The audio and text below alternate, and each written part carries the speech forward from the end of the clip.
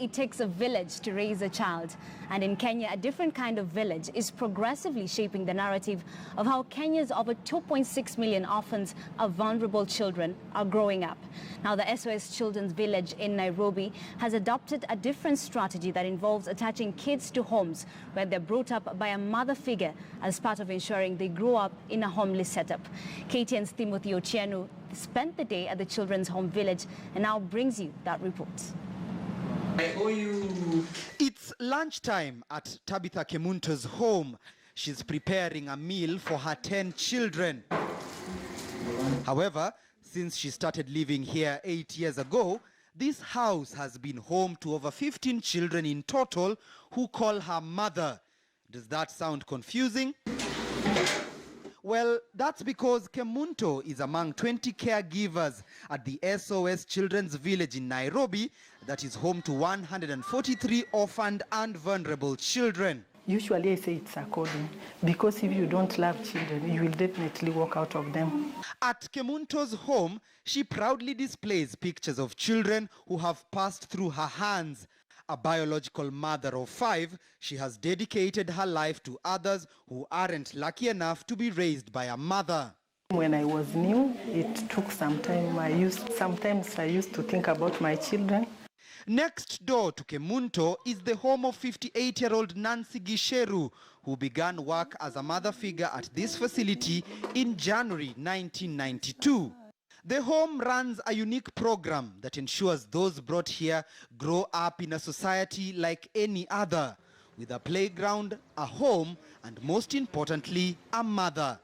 Applications are made and mothers are required to have no major family commitments and should be willing to dedicate themselves to raising children who are not their own.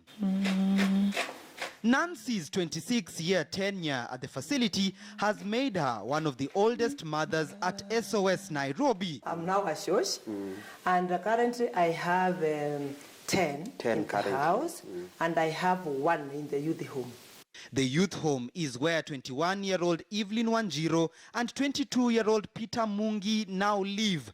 The older children are usually separated from the younger ones. Did you ever feel like you're in a children's home? Or you just felt like I'm home? I didn't know that I was an orphan until maybe when I become big. So that's when you realize that, oh, this is not my biological family. SOS makes you to feel at home, quite at home, because there is a transition process whereby when you are brought into SOS, you are taken to a certain house. The village has 16 family homes, each with the capacity to house 10 children. So like today is Saturday. Today is for Saturday. supper they are going to be having ugali, beef, and vegetables. Yes. But where are the fathers, you may ask?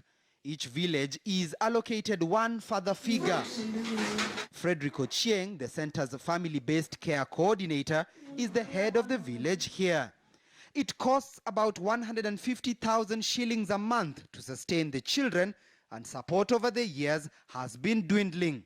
The center, the oldest one in Africa, began operations in 1973 and hopes to churn out children who have the same exposure as those raised at home by their biological parents. So for those who have been brought up and raised at the SOS Children's Village, indeed the proprietors of this particular program put a spin to this model. A spin that ensures that those raised in this particular project do not lack in any way, either socially, culturally, or economically. Basically a homely setup, what they would describe as home away from home. Timothy Otieno, KTN News.